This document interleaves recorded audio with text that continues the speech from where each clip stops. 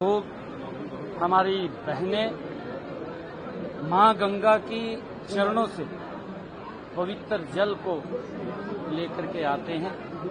और आज सावन की इस महाशिवरात्रि के दिन वो देवों के देव महादेव को समर्पित करते हैं। आज इस पवित्र पर्व की मैं पूरे हरियाणा प्रदेश वासियों को और हमारे जो श्रद्धालुगण हैं, जो लाखों की संख्या में इतना पैदल चल करके यात्रा के अंदर कावड़ के माध्यम से वो लेकर के आते हैं, मैं उन सबको बहुत बहुत शुभकामनाएं और बधाई देता हूं। और आज इस पवित्र दिन के अवसर पर ये 76वां वन महोत्सव का आज यहाँ मोरनी में इस प्राकृति की गोद में आज इसका शुभारंभ हुआ है। और इस अवसर के ऊपर आज के दिन मैंने एक थापली में नेचर कैंप का उसका भी उद्घाटन किया है, जिसके ऊपर लगभग 84 लाख रुपए की लागत से वो बन करके तैयार हुआ है। एक हमने यहीं पर वन विभाग का ये रेस्ट हाउस विश्राम गृह उसका भी उद्घाटन किया है, जिसके ऊपर 89 लाख रुपए खर्च हुए हैं। और एक हमने जो कालका से लेकर के कालेश्वर तक ट्रैक वो बना है, उसमें भी युवाओं को झंडी देकर के आज रवाना किया है, क्योंकि ये तीनों कार्य इतने महत्वपूर्ण है जिसके ऊपर 1,54,00,000 रुपए वो खर्च हुआ है। आज उस रास्ते के माध्यम से जो हमारा युवा ऊंची ऊंची पहाड़ियों को फतह करने के लिए वो निकलता है और तिरंगा फहराता है जा करके बड़ी बड़ी पहाड़ियों के ऊपर, ये ट्रैक उनके काम आएगा। वो प्रकृति की गोद में पहाड़ियों के बीच से ये रास्ता निकलता हुआ ये 7 दिन का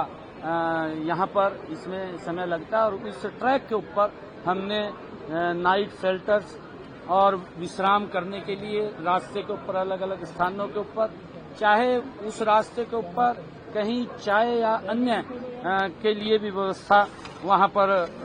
रहेगी, ऐसा एक ट्रैक का ये निर्माण किया है। और मुझे ये भी खुशी है कि आज जो ये 76वां वन महोत्सव है, जो हमने निर्णय लिया है कि 2,10,00,000 पौधे हम हरियाणा प्रदेश में इस वर्ष इस महीने में हम लगाएंगे। ये वन महोत्सव का शुभारंभ हुआ है, क्योंकि सावन माह में जब ये हमारा महीना होता है, इस महीने के अंदर खूब पौधे लगते हैं और स्वयं प्रकृति से भी बहुत सारे पौधे उग करके आते हैं, उनका भी रक्षण संरक्षण वो करने का निर्णय लिया है। और इस टारगेट को हम हरियाणा प्रदेश के जन जन के साथ मिल करके इसको अचीव करेंगे और हमारा विभाग गति से इसके अंदर काम कर रहा है। और मैं अपील भी पूरे प्रदेशवासियों से करना चाहूंगा, क्योंकि हम ये संकल्प लेकर के कि हमारे परिवार में कोई शुभ कार्य है, बेटे का जन्मदिन है, हमारे बुजुर्ग का कोई जन्मदिन है या किसी हमारे महापुरुष का दिवस है, ऐसे महापुरुषों के दिवस के ऊपर या किसी हमारे बुजुर्ग की कोई पुण्यतिथि है, उसको भी याद करते हुए हम जो आदरणीय प्रधानमंत्री नरेंद्र मोदी जी ने एक अभियान ये शुरू किया है, अनूठा अभियान है कि एक पेड़ मां के नाम, वो एक पेड़ अवश्य लगाएं और उसका रक्षण संरक्षण करें जब तक वो अपने पैरों पे आत्मनिर्भर ना हो, हम उसको अवश्य देखें। ये संकल्प हमें लेना चाहिए। आज इस वन महोत्सव 76वें वन महोत्सव की मैं सभी को बहुत बहुत बधाई देता हूँ। सर, सीटी को लेकर क्या तैयारियां जो है वो लगातार की जा रही है, बैठक भी लगातार आपकी ओर से सीटी को लेकर की जा रही है, किस तरीके के इंतजाम जो है वो हरियाणा प्रदेश में? देखिए, सीटी को लेकर के और ज्यादा डेवलप करने के लिए क्या आने वाले क्योंकि मोरनी एक अच्छा स्कोप है हरियाणा के लिए टूरिज्म के लिहाज से, तो क्या वो विजन है सर मोरनी क्षेत्र के लिए? हम जल्दी ही मोरनी के अंदर जो हमारा इको जो टूरिज्म है कि वो बढ़े और इको टूरिज्म को लेकर के हमने इसमें और ज्यादा सुविधाएं वो खड़ी हों उसके लिए हमने पिछले दिनों बैठक भी की थी और उसके लिए बजट का एक प्रावधान भी हमने किया है। जैसे यहाँ पर काफी टूरिज्म नीचे जो आते हैं और वहाँ पर टिक्कर ताल में उसको और हम अपग्रेड करने का काम उसको करेंगे, चाहे उसके रोड्स की बात हो या वहाँ पर और सुविधाओं की बात हो। टिक्कर ताल के अंदर उसको लेकर के हमने पिछले दिनों एक बैठक किया था कि इसमें हम क्या क्या और चाहे हट्स बनाने की बात हो या बच्चों के गेम्स की बात हो वहाँ पर आए, जिससे कि और टूरिस्ट यहाँ पर ज्यादा संख्या में आए, क्योंकि हमारा ये मोरनी का एरिया ये एक टूरिस्ट हब बने। एकमात्र हमारा ये हरियाणा का बड़ा सुंदर स्थान है और काफी लोग यहाँ पर आते भी हैं। उसके अंदर पिछले दिनों काफी काम किए हैं, अब की बार और ज्यादा काम इसके लिए हम करने के लिए सर सिटी को लेकर बता दीजिए। सर सिटी को लेकर क्या सिटी को लेकर के सरकार ने हमने पूर्ण तैयारियां कर ली हैं और हमारे अधिकारी एक क्योंकि बड़ा ये पेपर है सीटी का और सीटी के इस पेपर के लिए हर तरीके से हर अधिकारी टीम हरियाणा के रूप में काम कर रहा है ताकि किसी भी युवा को किसी भी बच्चे को दिक्कत न आए। हमने इसकी भी व्यवस्था की है